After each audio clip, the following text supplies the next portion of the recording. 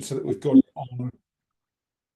on our portal, and I will share after today's session. I'll share the link, the recording link. So if you want to go back and look at anything again, if you want to share it with people in your network, feel free to do that. If you have trouble sleeping, you can always come back and check out the content. So let's have a look at content today. So thanks for joining us. We are talking today, it's final session of the year. So good opportunity to start to think about wrapping up this year and thinking about, what do we want to do differently? What foundations do we want to put in place for 2025?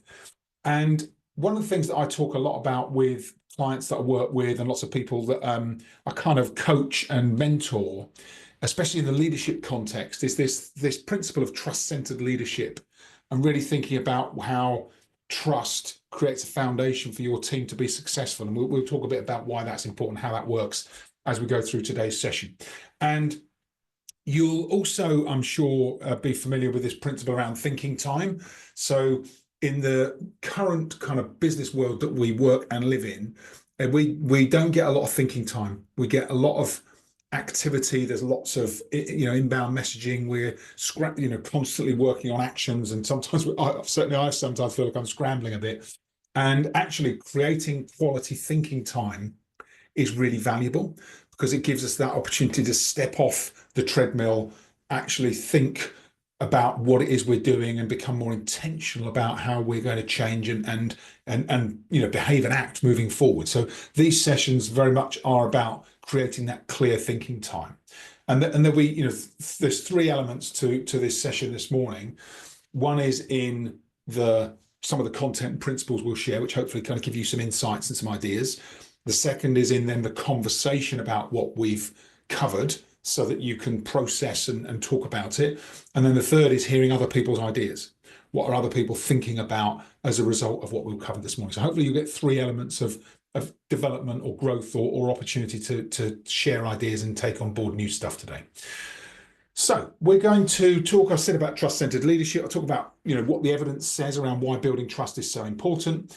There's some principles that I work on we call them the key responsibilities of leadership. I want to share those with you this morning. There are 5 key responsibilities that I kind of learned them over the years. I've developed them over the years. I've missed a few of them over the years. That's how I know they're important. And we'll kind of link then to how that improves engagement, motivation, and performance for ourselves and for our teams. So that's the idea for this morning. But before we go into the agenda, I'd love to hear from you. You can either drop this in the chat if you want to put it in the chat, or if you want to just share some ideas that are on your mind right now. If you want to come off mute and share your ideas, then feel free. But I'd love to hear, as you came into this session this morning, what do you want to get from this session? Perhaps what's one thing you're thinking that would be useful? Because there'll be lots that we do cover, but if there's something specific you're looking for, I'll aim to cover it this morning if I can. Feel free to either talk about it or put it in the chat. I'll just make the chat live. Here's the chat on Zoom. Who'd like to just share kind of perhaps one thing that's on your mind at the moment? I don't mind. Thanks, Billy. Yeah. I don't mind. So I think for me, I've probably been in leadership now for a good 10 years. Yeah. And I'm in a position now where I feel like I've learned quite a lot over the years. But certainly over the last 2 years, I like to meet other coaches, meet other leaders, try and speak to as many people as I can, because I believe that nobody's ever perfect, and I believe that somebody could always learn. And I always want to be the best version of myself. So I suppose jumping on this, Justin, was just for me to see, what it is that you guys yourself was about, and is this something that I could learn from you? And I'm always open to meeting new people and learning from different types of leadership. Yeah, great. Thanks. So whatever comes up, Billy, that's relevant, you can take away and use going forward. Yeah. Thanks, Billy. Great. Thank you. Chris is in the chat. Chris has said the scope of trust. So I guess that's, at what point does, trust begin? What's the scope in terms of perhaps, how important it is, and where does it fit? So yeah, thanks, Chris. That's good.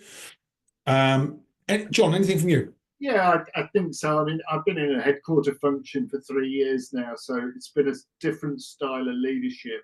Yeah. with lots of dotted lines. And my new role will be, managing a team again, which I'm really, really excited about. But Yeah. for me, I just want to get myself back into, looking at things in a different way. So for leadership, so that's for me, just to get my head out of the sort of the headquarter craziness Yeah. to reality. So I'm going from corporate to startup as well, which is super. Oh, wow. Yeah. Yeah, some big changes then. Yeah. And this is what I seem to do. I flip flop from one to another. I just want to be successful one day.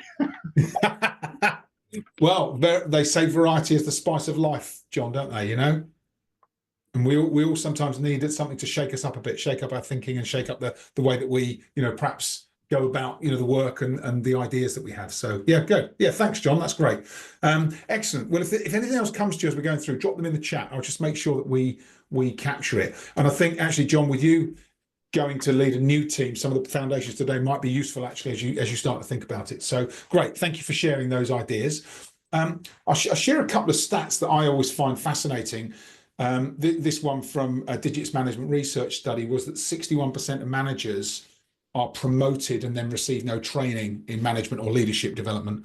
And those that do receive training when they're first promoted, of those people, 65% then receive no ongoing management training. So it's quite interesting. And I relate to this because early in my career, the first management position I had was as a sales manager. And I was promoted because the company thought I was the best fit. I was one of the higher performing team members. But I went from peer to manager, and I'd only actually been with the company for about 18 months. And some of the people that I was then asked to manage had been with the company, some would have been with the company as much as 22 years. So you can imagine what they thought to the new boy coming in to manage them. And I spent about a year in that role, really, and I thought it would be tough. I had no idea how tough it was going to be. I had an awful first year in line management, and to the point where I thought I wouldn't ever do it again. But thankfully, after that, the next time, so I did a year in that role, and then I managed to find another role that was more strategic key accounts. So I stepped away from leadership, went back to sales and strategic key account management. Did that for another line manager, and I talked to him about the experience I'd had as a sales manager. He then said, "Well, why don't we, as part of this new role, why don't we get you some leadership development? You won't be leading a team yet. You'll be leading important customers. Let's get you some training on coaching. Let's get you some training on how to manage relationships and people." And that made such a difference that then the next time I went into a leadership role, I absolutely thrived, and then went on then to have quite a successful leadership career. But the importance of management development, leadership development, I don't think it can be overstated. But today we'll talk about foundations and trust and leadership, and why focus on trust and leadership. So I'm not like super research heavy, but I do like to know that what I'm doing and the things I learn are founded in some kind of evidence-based research. And there's lots of research studies on leadership, so I like to join up the dots. ADP Research Institute have proven time and time again that for those teams that trust the leader they work for versus those that either kind of say they're neutral on trusting them or they don't trust them, engagement levels are 12 times higher for team members who trust the leader, 12 times higher. And then if we look at engagement levels and what that means, highly engaged employees are 4 times less likely to leave an employer or a business if they're higher engaged. So lower engaged turnover for team members who perhaps aren't engaged in their work, and the leader is a big factor in whether or not they're engaged. The churn in those organizations is 4 times greater than those where the leader engages the teams. And then, of course, when we think about employee engagement, and we think, okay, often you might think employee engagement is a nice to have. But if you look at the correlation between employee engagement and customer and client satisfaction scores, there's a 4x difference between highly engaged employees and the service they deliver to their customers versus poorly engaged employees and the service they deliver to the customers, and what that means for customer or client satisfaction. So really important links between leadership, engagement, and then of course customer satisfaction. And then of course, when we think about customer satisfaction, that starts to generate revenue, right? So companies with highly engaged employees through the research that Hay Group have done, show that they'll generate 2.5 times higher revenue levels compared to those companies where employee engagement scores are lower. And it kind of makes sense. It's difficult to draw a straight line between these things, but actually the evidence does show that all of these things start to connect and join up. And then I always think about my own experience and some of the really, the best leaders I've worked with. And one of the things they all have in common is they tend to coach their teams. They invest time in coaching. And if you look at the evidence on coaching, what it says is that a coaching leadership style increases adoption of change and team performance by as much as 3.5 times. So if you've got a leader that's more directive, they will potentially be 3.5 times lower performance levels and struggle that much more with getting positive changes through the organization and their team. So lots of reasons why basic focus on trust and leadership can be really valuable, not just for us as leaders, but for our teams and then customers and the business and the health of the business and growth. And I love this John Quincy Adams quote: if your actions inspire others to dream more, learn more, do more, and become more, then you are a leader. And you don't have to be in a leadership position to take leadership responsibility. You can lead as an individual contributor in a business and actually make people, inspire people around you to think better of themselves. And that's what mentoring is about. It's what peer coaching is about. It's what some of those accountability relationships can be really valuable for us within organizations. So we can do that for ourselves as well. And I'm sure you've all seen Maslow's hierarchy of needs. I'll just work through it because it's really important. I really like the idea of Maslow's hierarchy of needs. So first foundation of Maslow's hierarchy tells us that physiological needs are vital. So, survival needs, air, water, food, shelter, sleep, clothing, reproduction, all that stuff, right? And the reason I like to think about Maslow's hierarchy of needs is because we all go through difficult periods in our life and in our careers, and so do our teams.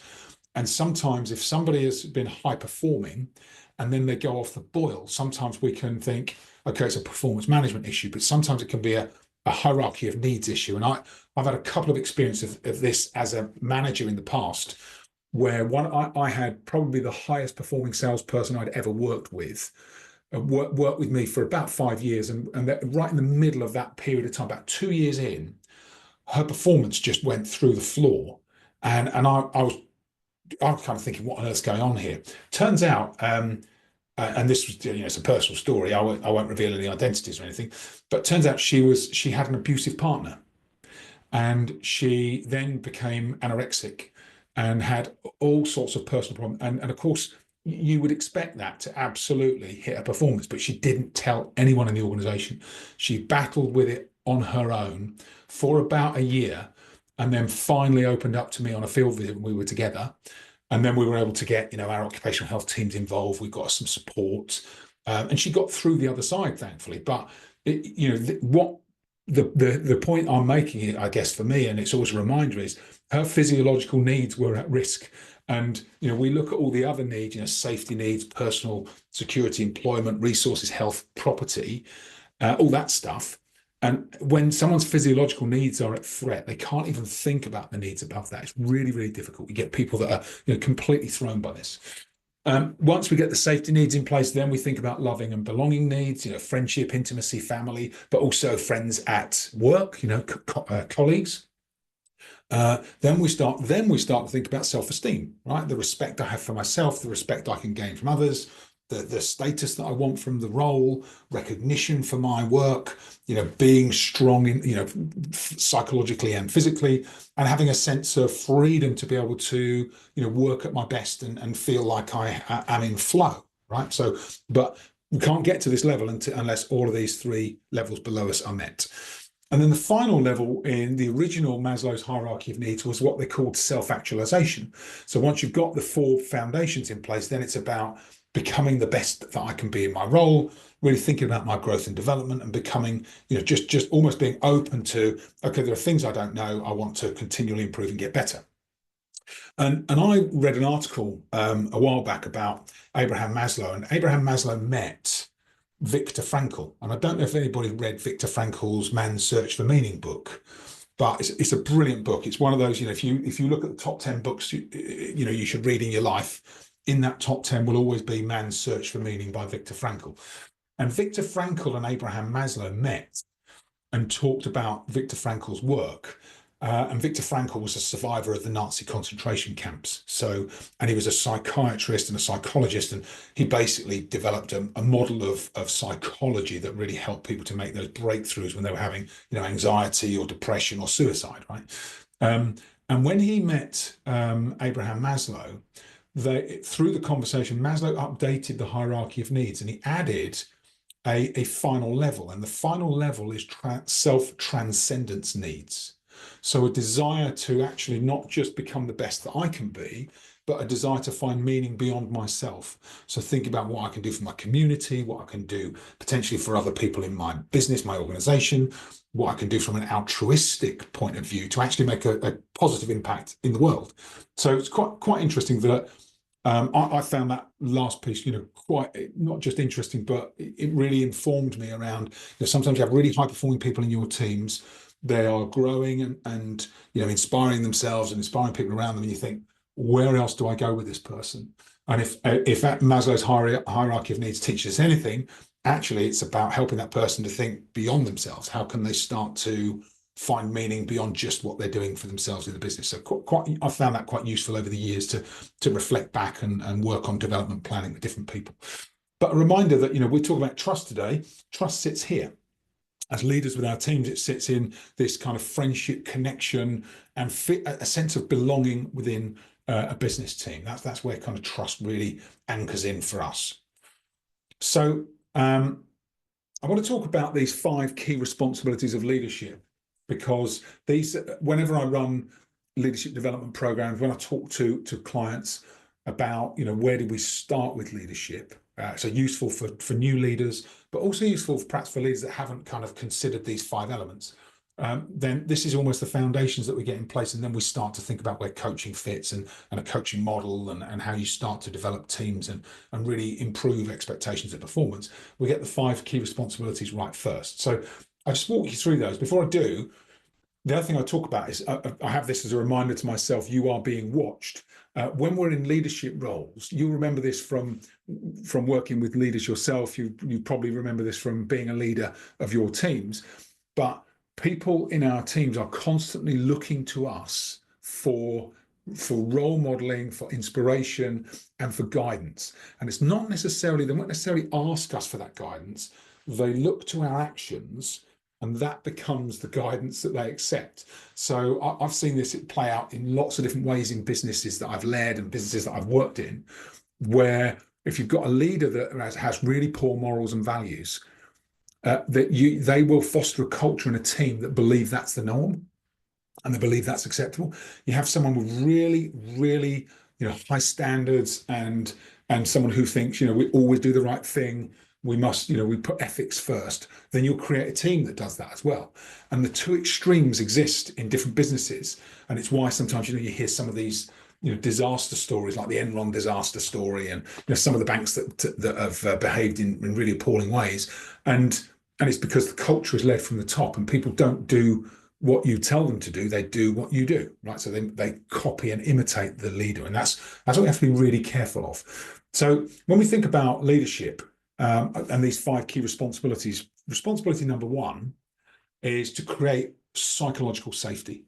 And the psychological safety is becoming more and more important in workplaces, because there's so much evidence now to show that the way people respond and react to psychological situations or psychological threats, bullying, intimidation, sarcasm, undermining, criticism, if it's not done the right way, then actually people can feel the same level of threat response to psychological intimidation as they can to physical intimidation.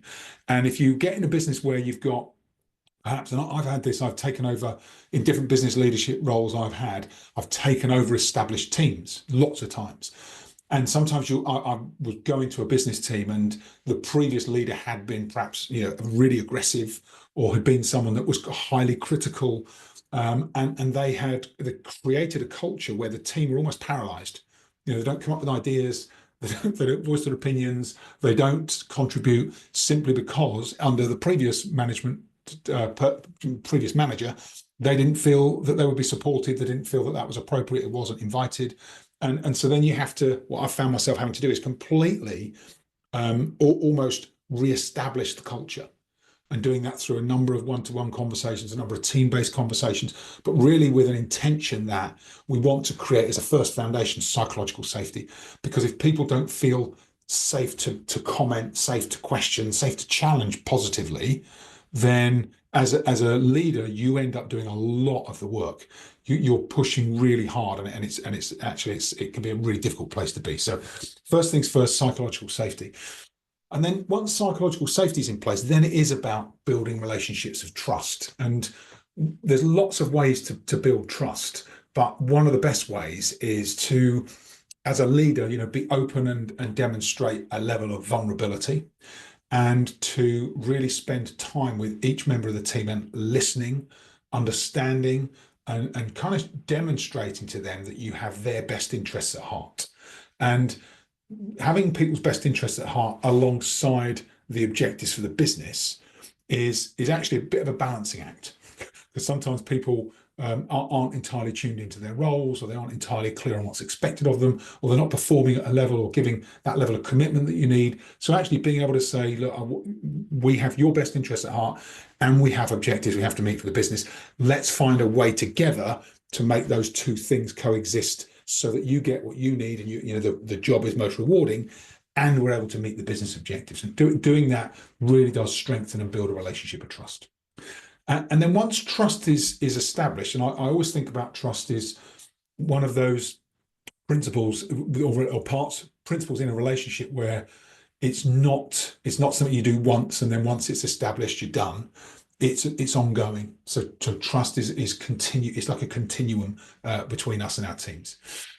And then the third thing, which kind of links to how we build trust, is as we start to get closer to people and understand their motivations, understand what they're looking for from the business, and we're talking about business objectives, is then to help them to become really clear on what is expected of them, and what their goals are within their role to contribute towards the business's objectives.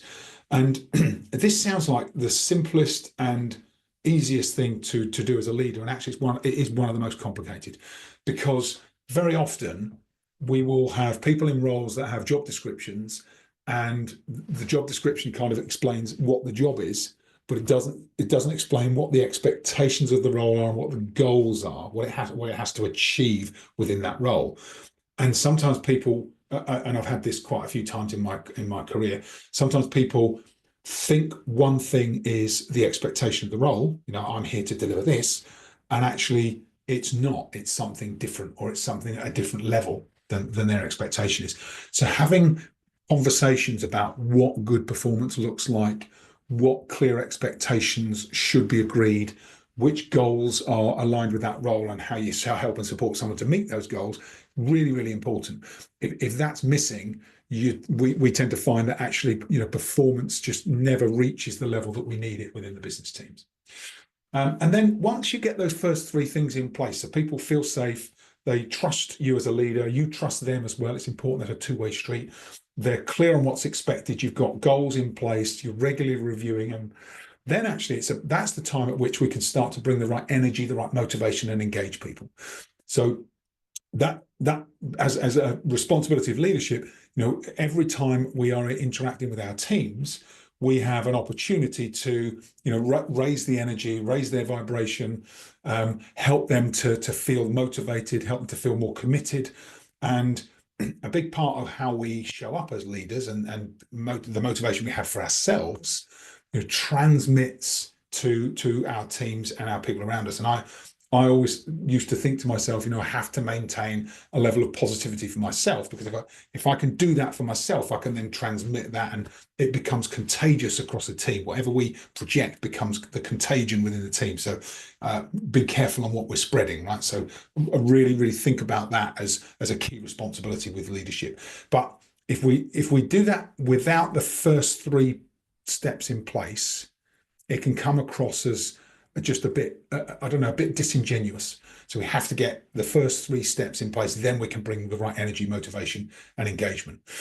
And then finally, of course, then we start to think about helping our teams to focus on their own personal and professional growth and development.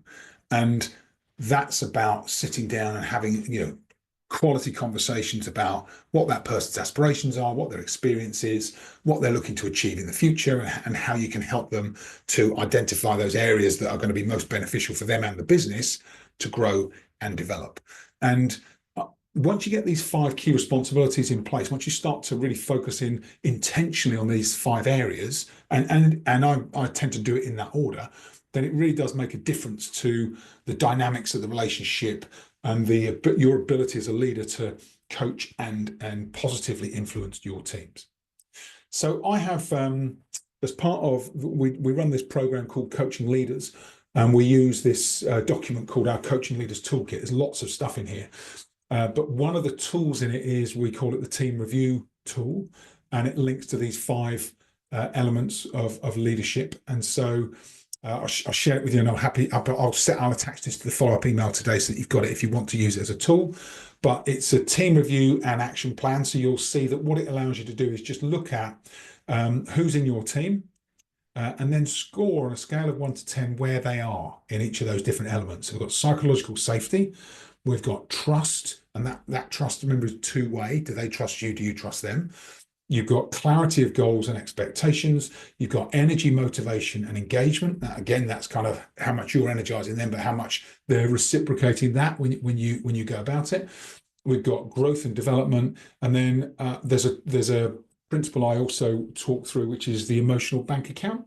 And you may have seen that from Stephen Covey's 7 Habits of Highly Effective People, which is effectively, this was something I was taught by a mentor quite early in my career. And it was that whole premise of, and he used to score his team, how much have I got in the bank with my team member?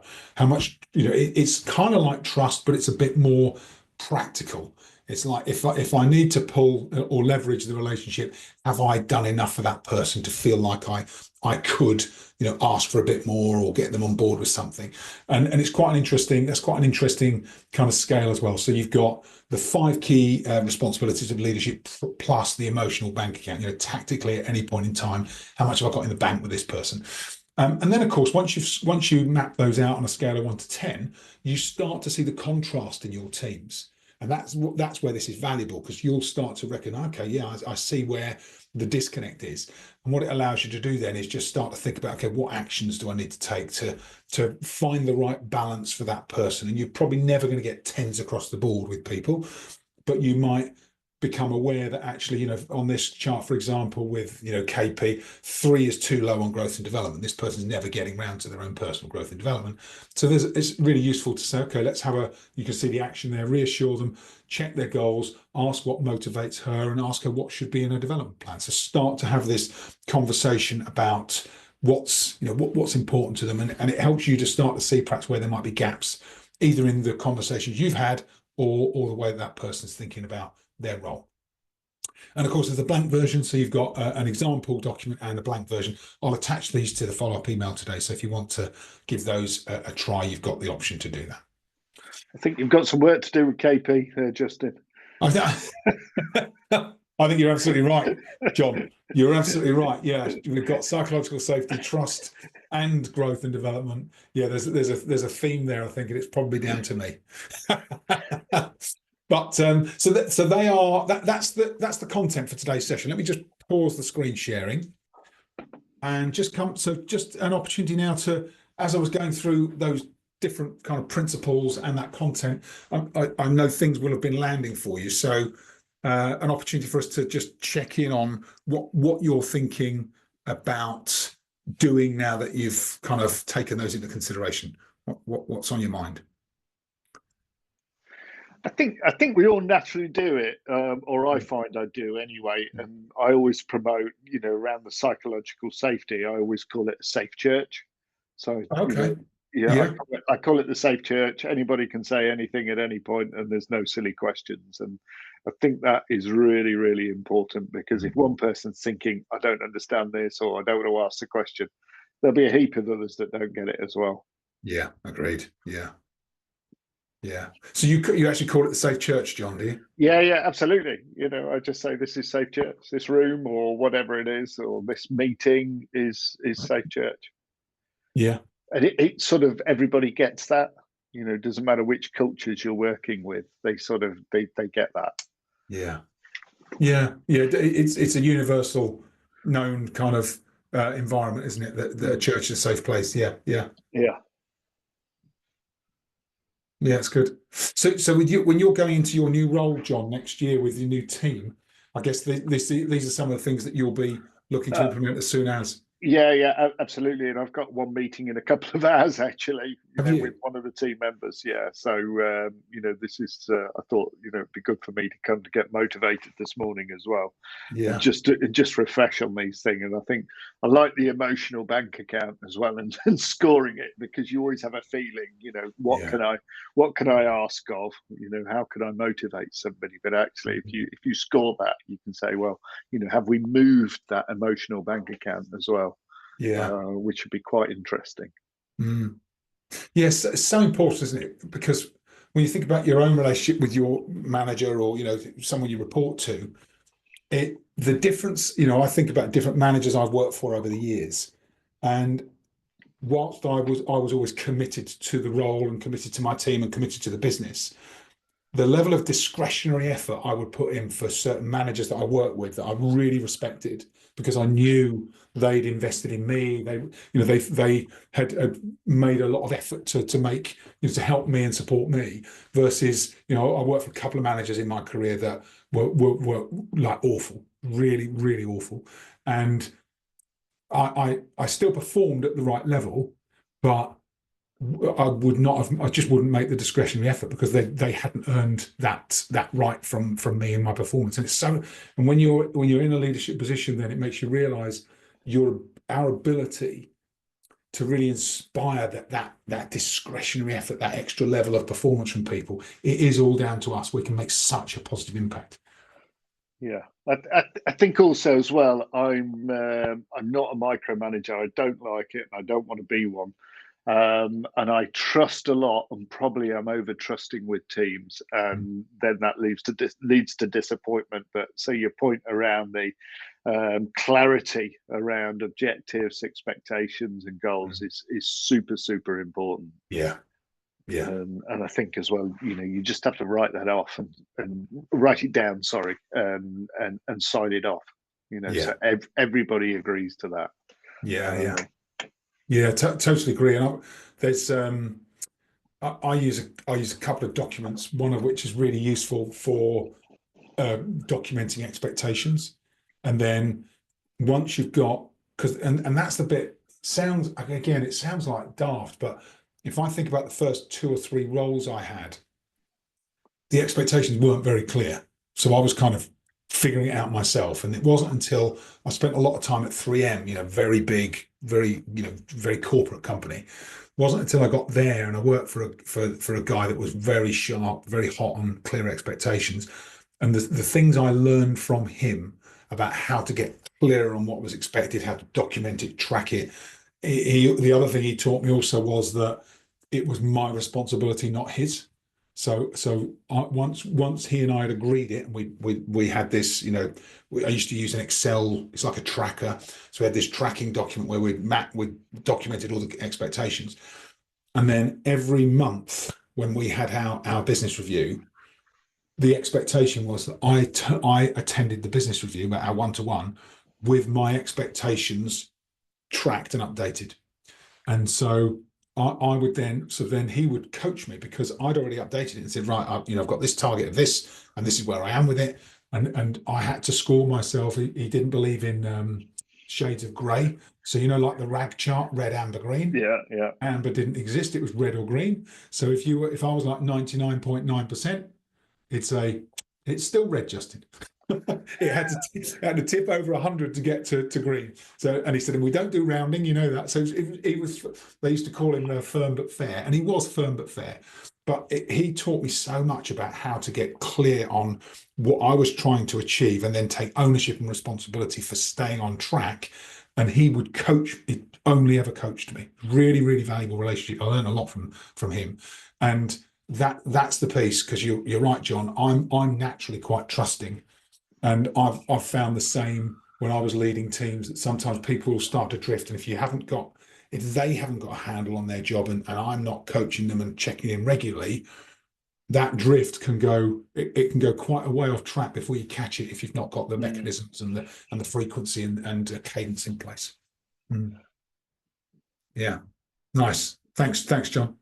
Billy, how about you? So I joined the business that I'm working for at the moment, Bright Orthodontics, back in February. And I kind of acquired some of the team, and I'm lucky that I've brought some of the team in that I've worked with over the years and kind of molded them together. And I think, I've certainly been working straight from the moment I met everybody on the trust and psychological safety. So that bit, I feel like I'm probably now nearly 12 months into the position, and I'd say by one person, everybody else is fully on board with the trust and psychological safety. And I found that, for me, the easiest way for them to trust me was for them to show my vulnerability. So I was very honest and open and said, these are my weaknesses and these are my strengths. And then we did a lot of work on learning about what our weaknesses were, what our strengths were, so that we could understand as a team how best to get the best out of each other. And I'm very open and honest with my team, and I'll tell them stories of things that I've done in the past that didn't work, and I learned from them. So I think that's really good. But I think what I've probably never done is sat down and scored anybody and how that relationship looks. And I've always wanted to be able to do something similar to that, but never had a document. Or I suppose I've had some great managers in the past, some of the best probably that I feel in the industry that I'm in. But I've had some really bad ones as well.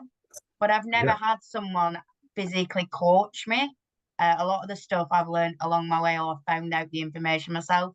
So I think that understanding of how to put it all on paper and categorize it's probably something that I don't do. So I'm quite keen to get something like that done. I think that will help me to maintain that focus moving forward. But that trust and psychological safety, and being able to be vulnerable people, and that honesty is something that I feel is so important, because if you just don't have it, then it just doesn't work for me. Agreed. I completely agree, and it's worth the investment of effort. I think it's interesting because it's being able to, and this is so another lesson I learned along the way, the emotional bank account. So the understanding where you are with people, but the other same guy, this guy Steve, actually, I loved him and I hated him. He was really good at structure, documentations, clarity, and all that stuff. And I applied for a sales manager's role when I was working for him the second time around. So I did the first time, I did a year, absolute write-off, went into the key account management role, then started working for Steve. He taught me all these different elements. And I was in the job for a little while, and then the sales manager's position came up, and I applied for it, and went through the process and didn't have it, and I didn't get it. And his feedback to me was, he said to me, Justin, the reason you haven't got it, he said, because you're not ready. And I said, right. He said, the reason you're not ready, he says, because you're too nice. I said, what do you mean? He said, you're a great guy. I love working with you. He said, but you're too nice. You don't have difficult conversations yet.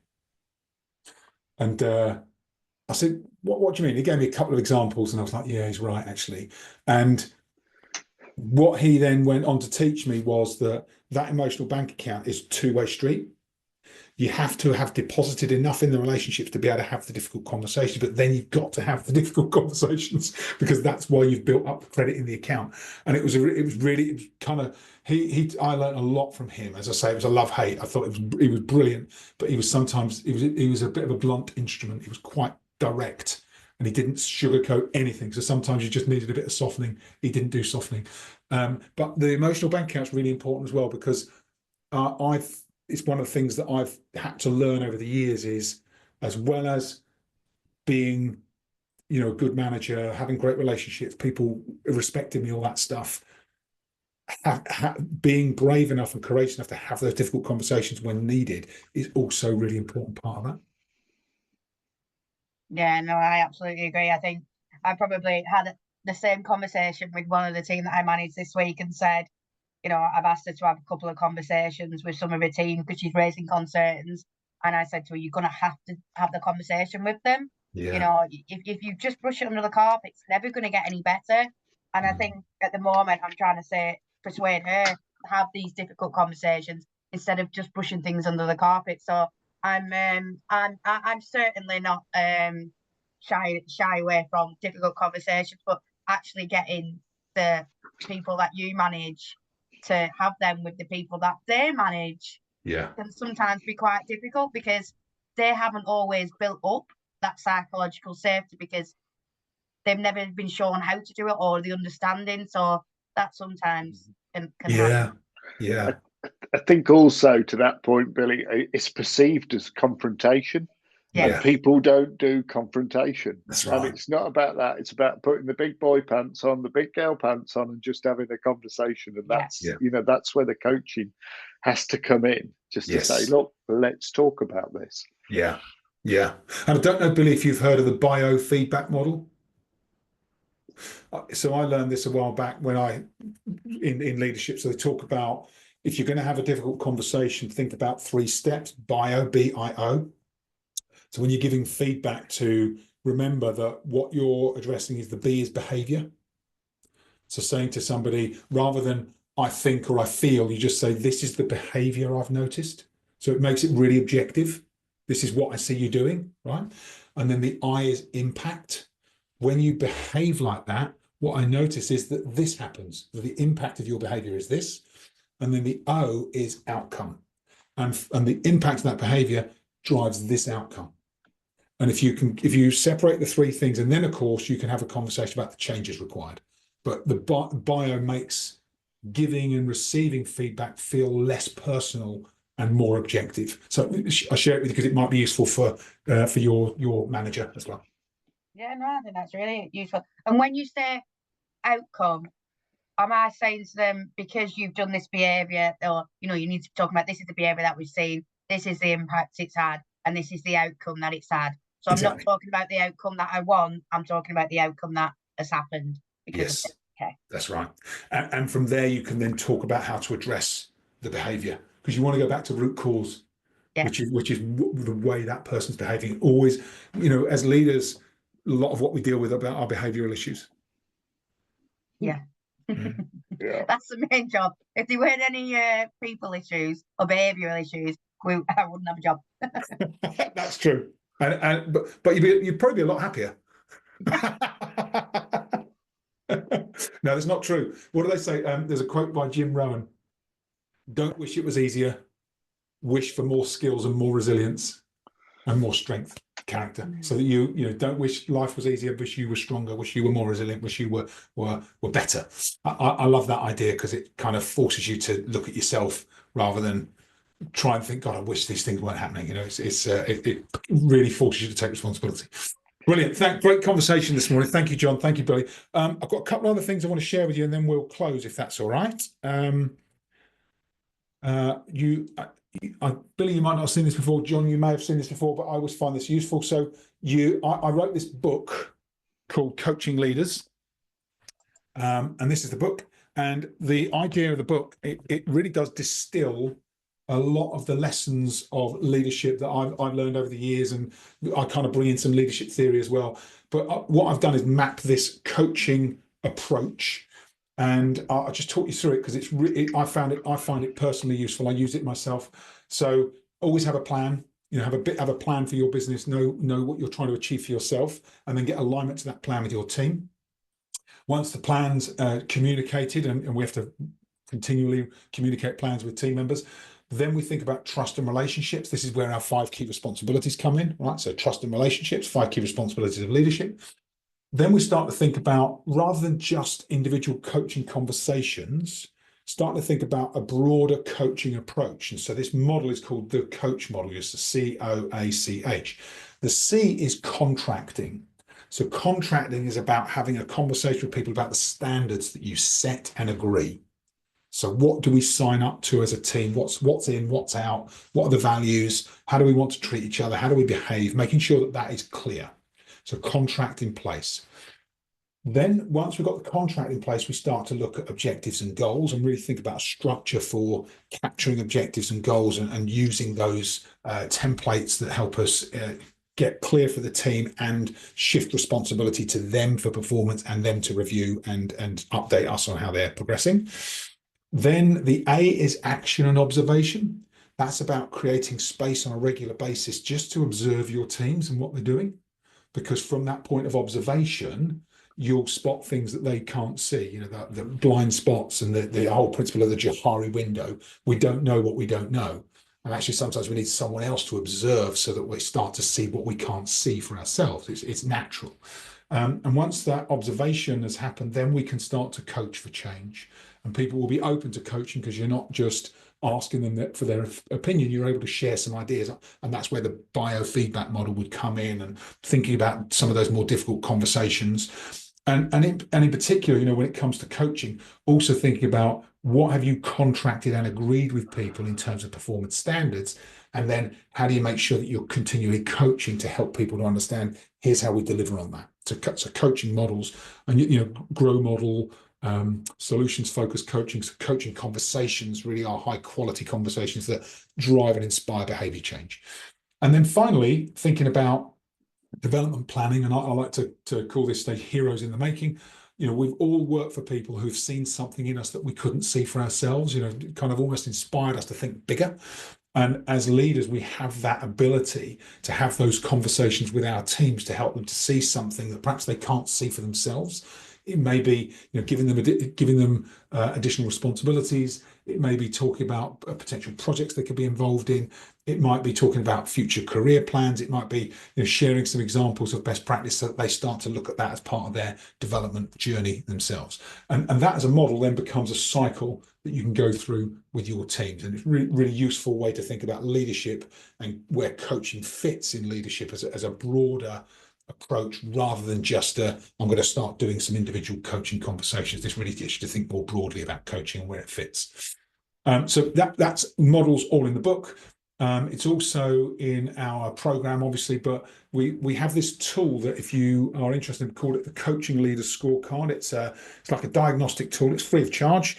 I'll just drop that into the chat, actually, because it's quite a useful resource. If you want to take that scorecard, it takes you about 15 minutes to complete, but it presents you with 48 assessment statements that just start to give you, I guess, a bit more awareness of some of the key principles of coaching as a leader, and where some of those opportunities might be for development and growth for yourself. And then I always start to think about leadership success, stuff I've learned over the years. I call them the 5 C's. So what do we need to be successful in a leader? We need to be able to have confidential conversations for ourselves and with our teams. We need to be part of a community of leaders that are growing and improving. We need to have someone and people we can collaborate with. So people that can share ideas with us and people we can share ideas with and bounce stuff around. We need to have our ideas challenged. Otherwise, we tend to just keep doing the same things we've done before. And then we need someone to help us make a commitment to implement changes as we're learning them. And we need to get those 5 things in place. Once they're in place, that's when, you know, that shift to high-performing leader really happens. So I share this with you because I've learned it over the years, and of course, we kind of make sure that's blended into the programs that we run here at Focus for Growth. So, final thing, if anything that has come up today, you think I would like to explore that further, or I think Justin might be able to help me with something else that's going on, I have this link, which is a link to my calendar, which is like a discovery session. So I always just offer people who attend these sessions an opportunity to join me for a 45-minute one-to-one discovery session, talk a bit about what you're looking for. I can either give you some advice, or I can, if you think there's something a way for us to work together, we can talk about that. But if not, then normally it's an opportunity just to get some more personalized one-to-one coaching on ideas or things that you're dealing with in your business. Okay, that is us for the session. So we're just before 5:02. I'd like to give you a 5-minute window because most people have got like an 11 o'clock coming up. So I don't want to make you late for your 11. But I am also happy to take any final questions or comments on today's session. Any more for anyone? Anybody got anything they'd like to ask or share? No, I just wanted to say thank you for having me. Oh, pleasure. Thank you for joining us, Billy. Appreciate it. Hope you've got some ideas there that you can take away and use in 2025. I definitely have. No, I appreciate it. Thank you. Yeah, brilliant. My pleasure. Good to see you. Thanks, John. John, good luck with your new role as well. Thank you very much. And yeah, I'll be in touch, Justin. Let's have a catch up at some point, and see if we can do some work together on the new team, and you know, put a program together for them, because they haven't had it. There's a lot of challenges going into this one, but it's super exciting. Brilliant. When do you actually start, John? You got a call today, but do you officially start like in January? No, 6th of January. I'll be on. Yeah. Brilliant. Well, very best of luck with it. I'd love to catch up with you about it, John. And let's keep in touch. Have a wonderful Christmas, everybody. I hope you have a lovely break and a bit of time for some kind of relaxing and recharging the batteries, ready to go again in 2025. Absolutely. Thank you, Justin. Have a good one. And my pleasure. Billy, thanks, John. Thanks, Billy. Lovely to see you. Take care. Thanks. See you. Bye.